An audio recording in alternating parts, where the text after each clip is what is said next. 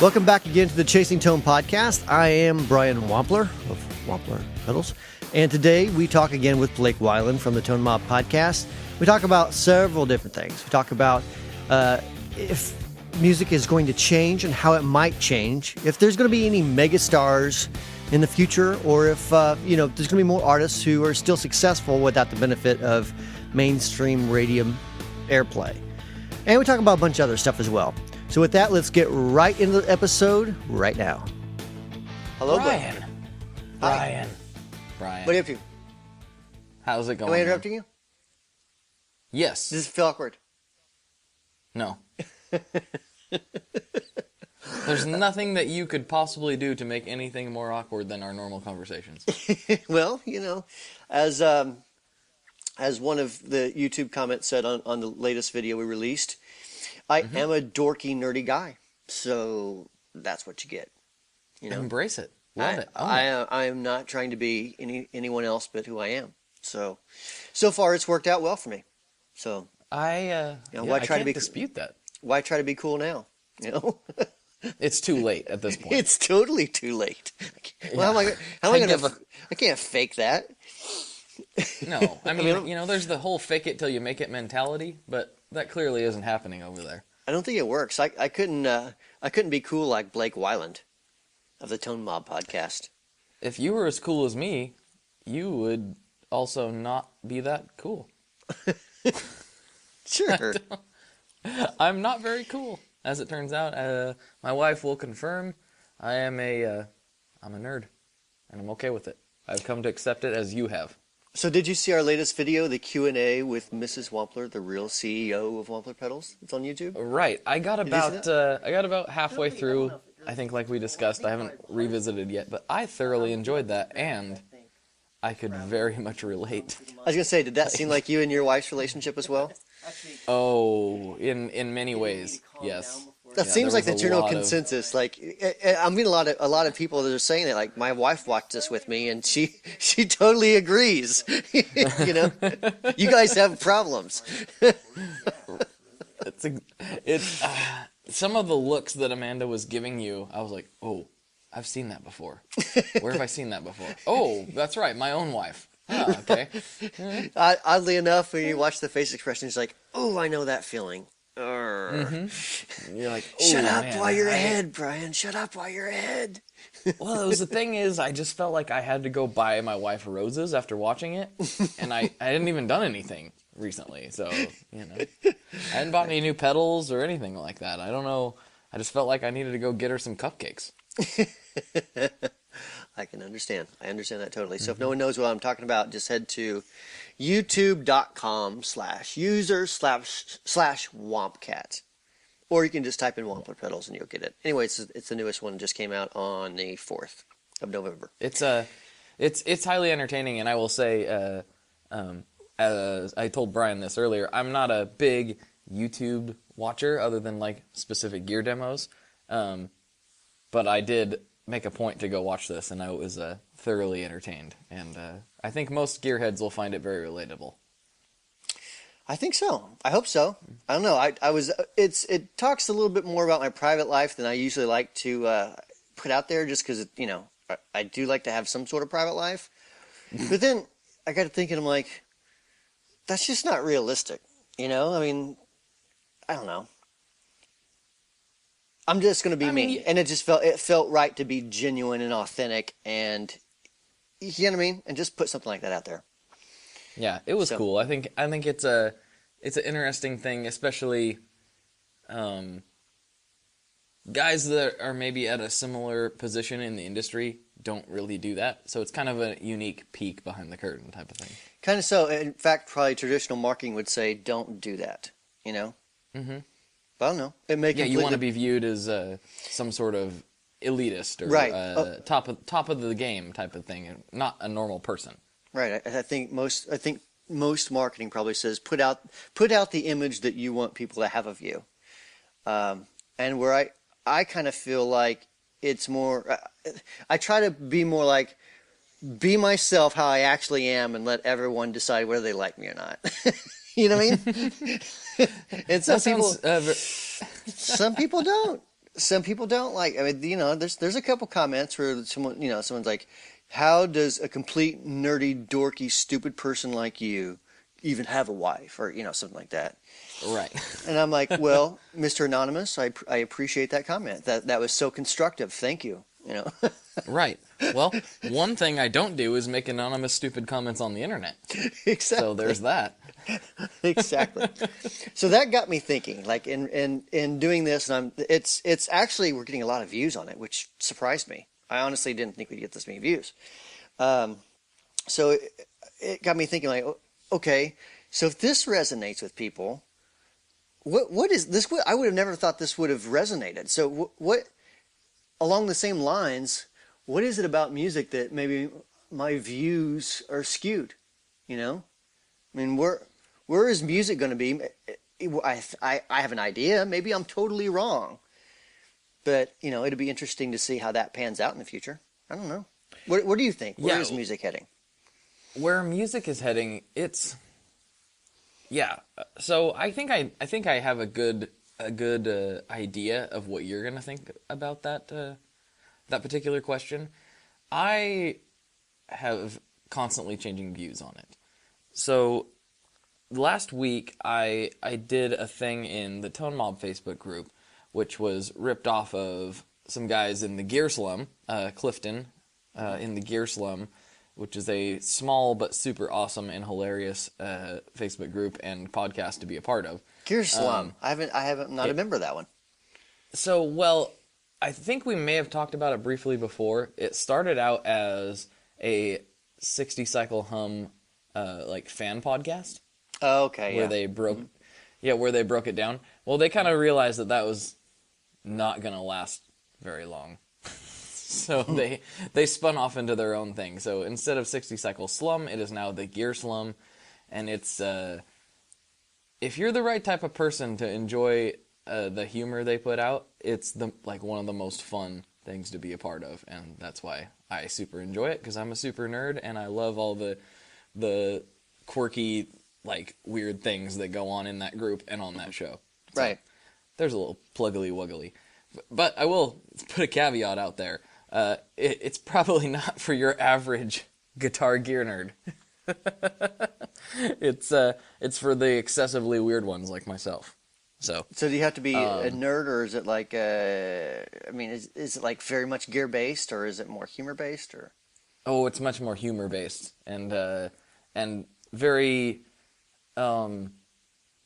tied into pop culture and tied into gear culture. It's mostly about, it is about gear to some degree, but it's also about gear culture, which is kind of a funny thing to think of being a thing, if that makes any sense. Mm-hmm. But it very much is a culture, and it's a lot of times a criticism or pointing out the silliness of the gear culture. So right. It's fun. It's very fun. Where was I going with that? Oh, yes. I ripped the idea off from them. Right. That's what it was. Clifton, who's a active member in there, he posted a thing like, listen, this is kind of a small group, and we're all pretty close-knit.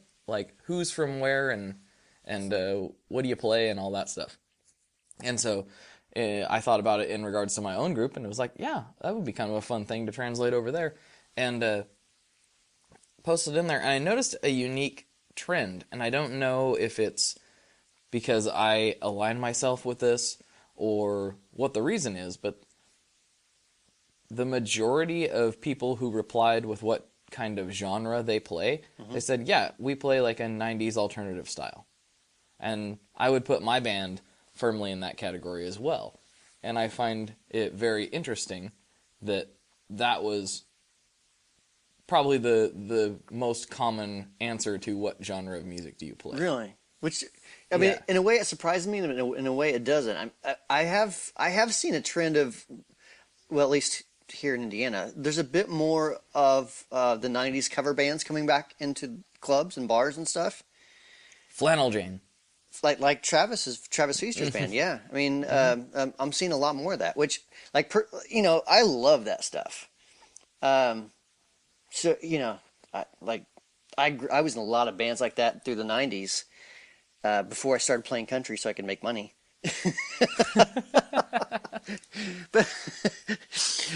But yeah, that's a different story for a different day. But Don't get me started. We already been through this a million times. right. So yeah, I mean, so I wish I had more time to actually get a band like that going myself. But I see that coming up as the bands that are playing out. So I agree with that. But do you think that's what's going to be on the radio? Do you think that the 15-year-olds, once they become 20, 25, do you think those are the bands that are going to be popular again? And maybe I'm wrong in confusing radio with popular. I think you are. I think weird. you know how we always talk about new media and things like podcasts, YouTube, things like that. So, I mean, this is going into country, but I would say, now this is kind of veering off the topic a little bit, but I was talking to some guys that are in Nashville, and me and my wife, for a brief period before we realized that it just wasn't feasible, like, we thought about flying down to watch Sturgill Simpson play one of the nights at the Ryman. Ryman, sorry, not Right. Raymond. Yeah, Ryman. Ryman is that's not it. That's a different place. The Ryman Auditorium.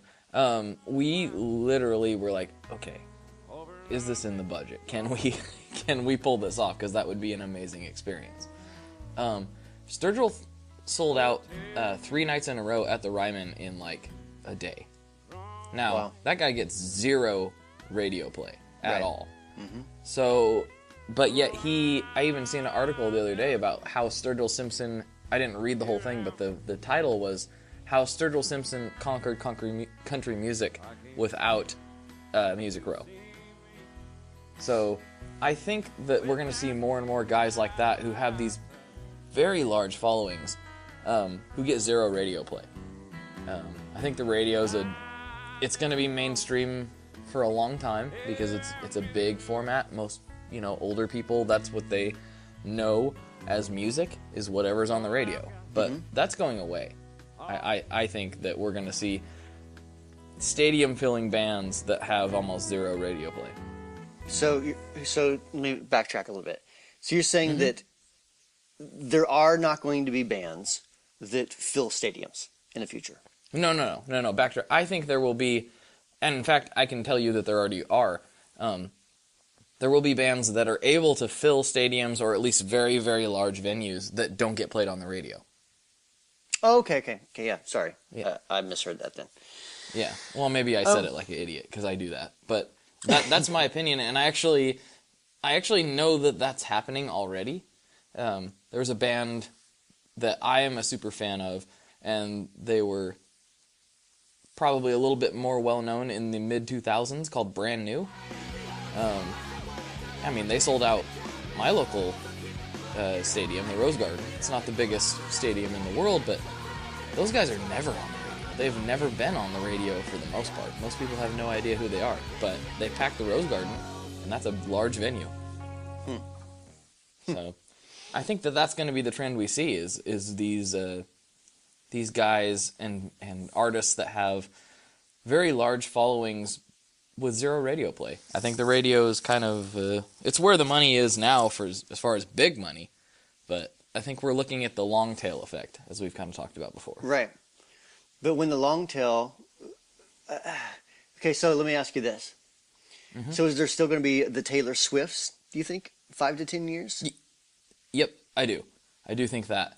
But, I mean, you can probably name on, one hand how many Taylor Swift-type celebrities there are. Right. Few and far between. Yeah. So whereas maybe in the 90s there was a bunch of them, in the 80s especially, but now it's like, who are the top most famous musicians in the world? You can probably put them on one hand for the most part. And a lot of those guys came from the 60s. So you still think that guitar music is going to be popular? Guitar-based music, I should say. Not guitar music. I hate to put it that way, but music that has more guitar in it versus electronic-based. Do you don't feel... Okay, let me just put this out there. So I wonder, the kids that are growing up now, I say kids like teenagers, like my son's 16. One of my sons. But, he's not like me. Like and his friends aren't like me. Even if they do play guitar, like they're just not going home and sitting in their room all night playing guitar because there's Xbox, there's Netflix, there's all different channels on cable or satellite, whatever. And even besides that, there's YouTube and everything else on the internet. So, I played a lot of guitar as a teenager because I was bored. There was nothing to do. I mean, if I had the internet, I probably would have practiced bad George Lynch licks. That's what I was doing, when I was a teenager, trying to play like George Lynch and doing it in a very bad way. Right. So I honestly wonder if when these kids get to their 20s, where they're, in college, or maybe they didn't go to college or whatever, but let's say they decide, I'm going to, I'm really interested in pursuing this music thing. I've got a good grasp on my loops and my Ableton and, my Logic Pro or whatever. And I think I'm going to put some music out there and, more electronic based, more loop based. Mm-hmm. And I wonder if that's not going to be more common than picking up an electric guitar and a fuzz pedal. I think it will be very common, but I think there's going to be, and I think it's sort of happening on maybe a smaller level, but like once in a while you get a guy. So that was kind of happening in, the early 2000s. We were starting to see some of these more electronic-based acts kind of really coming up. And all of a sudden we get Jack White, kind of out of nowhere. And that inspires a whole nother generation of guitar players and musicians. And I think that I think it's very cyclical. I mean, the electronic stuff's always going to be there. It's always, my playing in particular is very influenced by some of that stuff in some regard, because there's, I can't create ambient textures and weird washed out things with an acoustic guitar. Right. So the electronic stuff does bleed into guitar-based music as well. So I think they're going to continue to influence each other. I do think you're going to see every so often in a cycle, you're going to see a throwback. Like, you had the 80s, you had all this super overproduced, like, highly synthesized guitar sounds, and then all of a sudden we get Nirvana. Right. And that creates a whole new thing. I just think that cycle is going to continue to... I used to be more pessimistic. I don't see the electric guitar going away. It's still very cool. Like, even to electronic musicians, the guitar is pretty cool. So, I'm a lot more hopeful than I was the last time we had a similar conversation. And you're in your mid-20s, right? I'm in my late 20s, yeah. Late 20s, okay. Do you know very many younger guys in their early 20s, college kids? I know a few, and the ones I know are guitar players. So. Well, that's perfect, because my next question was going to be, do they feel the same way? And do their friends who play guitar feel the same way? So that's the thing, I think it's a little bit less common to play a musical instrument in general, whether it's piano, guitar, or whatever. Right. The guys I know that are in their early 20s grew up in musical families.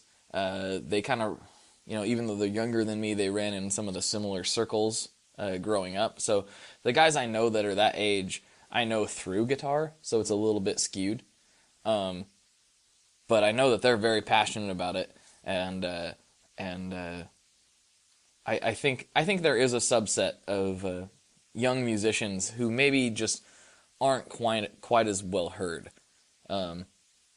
Even myself, when I was that age and younger, all my music was guitar based, but I was a little bit of an outlier from the mainstream because I was very into punk and hardcore and metalcore and all these type of things. But that's all guitar based, and so playing guitar was always super cool. I just think playing guitar is always going to be a thing. Maybe it's not as big as it was in the 80s, but it's always going to be an important part of popular music. So with with technology being what it is, the ability to do more things with DSP, do you feel, in spite of everything we've talked about, do you feel that the single channel tube amp is still going to be as important in 10 years as it was 5 or 10 years ago? Are we still going I to be think it'll be making as deluxe reverb clones? Well, I think it will be as important. I don't know that it will be as pervasive. I think it will still be super important because there's certain sounds that you just need, and that's one of them. But yeah, you're right. We've talked about this kind of ad nauseum. Like DSP based stuff is the future. As much as my analog self wants to not admit that, it is totally the future. Even among a younger audience who's going to bring back some form or shape of music that sounds 90s based? A lot of that has to do with access. So if they don't have the means to collect, a bunch of vintage fuzzes and a tube amp, but they can get 80% there by plugging into their computer, those that are really passionate about it are going to do that. Because, it's always better to make music than to not make music. So what you're saying is that I need to start making app-based products. Well, I think it wouldn't be a bad business move. I was just looking at Slate Digital. I'm sure we've talked about them before. Maybe we haven't. I've heard of it vaguely, but I don't know that much about it. It's mostly recording type of stuff. Mm-hmm. The things they are able to reproduce via plugins and via their special hardware and the things they do, it's ridiculous. Like Slate Digital is doing a crazy bang up job of emulating some of these very treasured analog devices. Basically, they have a whole line of things, and they don't just do plugins, but it's amazing. If you kind of research that company, I feel like they're one of the front runners in the recording area, and that will probably eventually translate into general guitar itself. I don't know. It's I see what you mean. Like, on one hand, I see that very well could happen. On the other hand, I'm kind of being a grumpy old man and be like, but I don't want that to happen. Well, I don't want it to. The good old days are what we should strive for. Let's bring back the record companies, Let's get rid of MP3s, and that's just not realistic. So it's a bit, if I'm being honest, like coming from my perspective, it's a little bit of a bitter pill because, I'd like to make pedals for a long time. But the truth, and as you know, looking from a business perspective, it doesn't really matter what I want to do. What matters is what people want from me. Mm-hmm. You know what I mean? And so, maybe that means that, at some point in time, I may have to put away the breadboard and break out the computer, Mm-hmm. More so than what we do now. You know what I mean? And just, there's different programs you can use to design stuff, but it's nothing like a breadboard where you're actually putting physical parts in, playing through it, and tweaking potentiometers to get, like, okay, it's not 6K, it's not 7K, but 6.3K is where the magic is, Right. Whereas DSP, it's like, no, semicolon, 3 equals 2 plus 1. You know what I mean? It's a lot more coding. You know what I mean? Right. Which is a totally different skill. That it's totally different world from analog design. Total. So much so that, one of the things that, even though we do some DSP stuff, even still now, I start from analog and say, okay, now here's what I got in analog, and here's what I'm thinking in analog terms. What do we need to do to get it to a microcontroller, or right. the spin chip or whatever.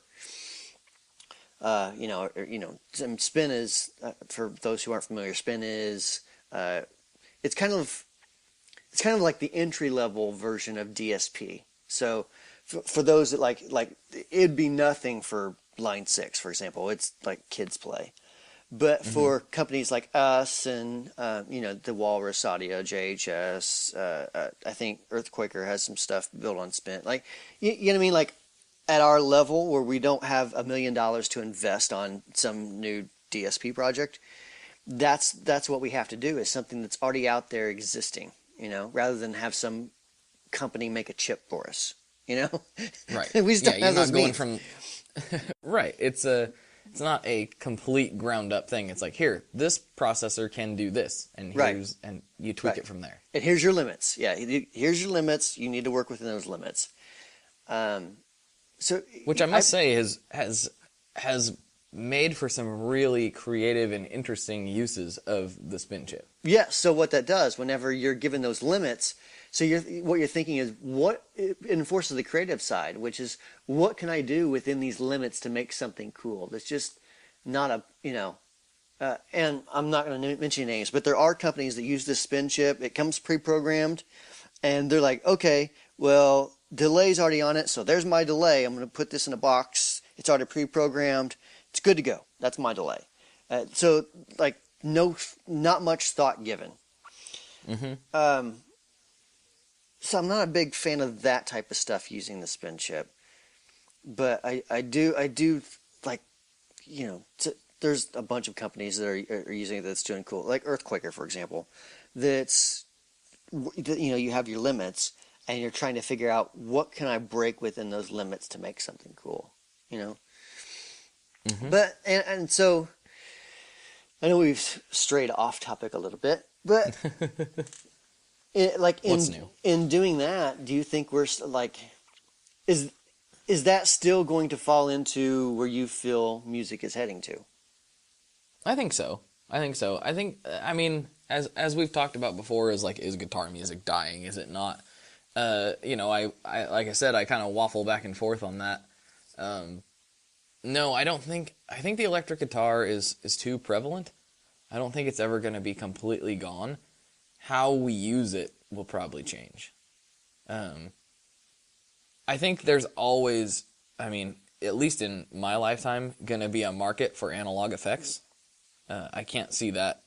I cannot fathom that going away completely. It will probably be minimized, and more digital stuff will become the norm rather than the exception. But I just don't ever see analog, especially as long as all the world governments continue to allow their production, vacuum tubes have something. They have something. And all the engineers in the world can't quite put their finger on exactly what that is. But when you have a really good tube amp and you're hitting it just right, that hasn't been able to be replaced since they basically were invented. And that's been a long time at this point. But are we romanticizing? Probably. With the Kempers and the Fractals and everything else, are we romanticizing to the point where, in 10 years, that technology that companies such as Fractal's using is going to be so close to the real thing that the convenience factor of using the digital side of it is going to outweigh the negative parts of using vacuum tube amps, Maybe, especially in the future. Like I said, it will probably become the norm. I don't think it's going to kill it, though. I mean, not in my lifetime. Maybe in my son's lifetime. But in my lifetime, I don't see vacuum, I refer to tube amps because that's basically the oldest school technology that we use. Right. I don't see that going away in my lifetime completely. It'll probably slowly decline for convenience sake, but there's something to be said for a full stack. Well, and it could be a romance thing. It could be a nostalgic, not necessarily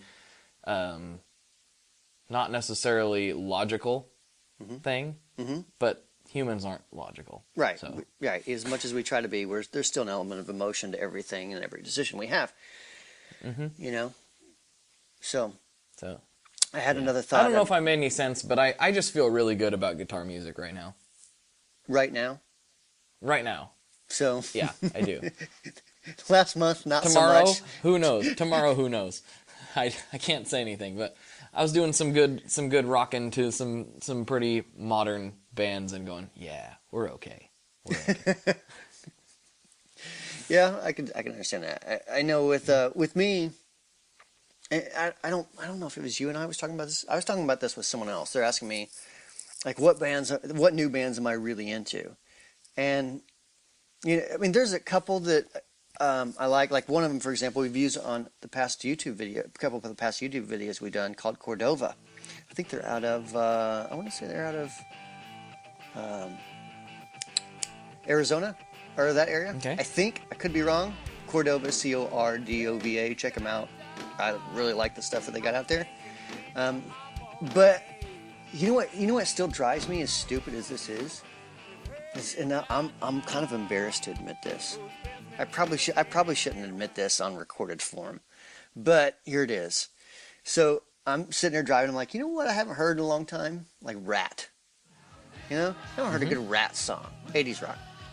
And so I put it on, and the emotions. You know how when you hear a song, like it takes you back to a place, and it could be who knows where or why, but like you hear a song you haven't heard for a while, and immediately you like have emotions and feelings. Oh yeah. That take you to another time. And I'm like, big time.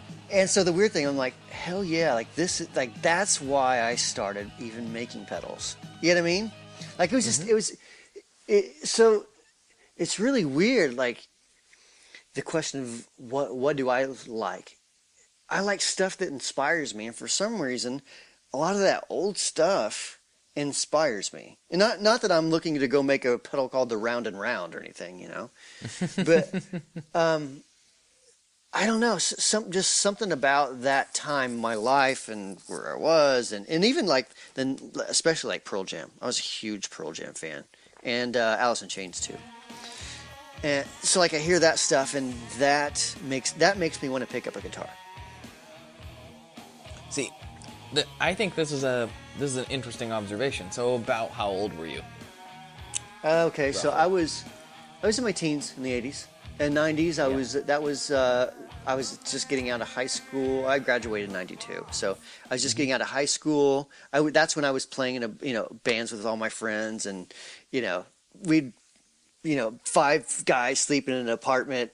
Because we were going to be rock stars, so we're all sleeping in one little 1-bedroom apartment, people on couches and on the floors and stuff, so we didn't have to get real jobs, and playing music as much as we could, whether it was in somebody's garage or whatever. So that time frame in particular, I think, and it may be a American white male thing. That is the time in music that meant the most to me also, as far as age goes. Not the time frame you're speaking of, but so I'm talking about late 90s into early 2000s. That was my musical formation, and I've actually been on a huge kick lately, which is maybe why I'm so confident about guitar music, listening to some of these bands that I kind of haven't listened to for years, and went, oh, that's the stuff I listened to when I was a teenager. That was just cheesy. And going back and listening to it, like, no, this stuff rocks. I mean, I've talked about Thrice a million times. They've never went away from me. But right. I'm talking about some of the older hardcore bands. They're not even that older. A lot of them are getting back together and making new music now because their fans are demanding it. But like, I put on. I don't know if you've listened to this or not, but I put on Define the Great Line by Under Oath, which was one of my favorite records from the mid-2000s, mid to late. And I just forgot how that record will just tear your head off. Absolutely. Like, it's so brutal and so cool. And then I've just been going back through some of these old ones. They're not really that old in retrospect, but they were from that time in my life. And it really kind of like makes me want to pick up a guitar, just like what you were saying. So I think there's something about being a early 20s / late teens and whatever you're listening to back then, like that's probably your jam for the rest of your life. It's good. You're right, I just thought of something that my cousin, when I was young, he was going to maybe he was in college, and he told me something. I think I was talking to him about newer music or something, and he said, no, actually, he may have been older than that. He may have just been out of college. He said, no, he goes, I think the stuff that, he goes, I still listen to the same stuff as when I graduated school. And he goes, I kind of think that the stuff the music that you're into whenever you're 17 or 18, that's going to be the stuff that really, you're really into for the rest of your life. Mm-hmm. And I didn't really looking back, and especially what you just said, I think there's some validity to that. You know? There is. I don't know anybody who doesn't like, I mean, actually, now that I think about it, I'm thinking about my wife, too. Some of the stuff she used to listen to back then.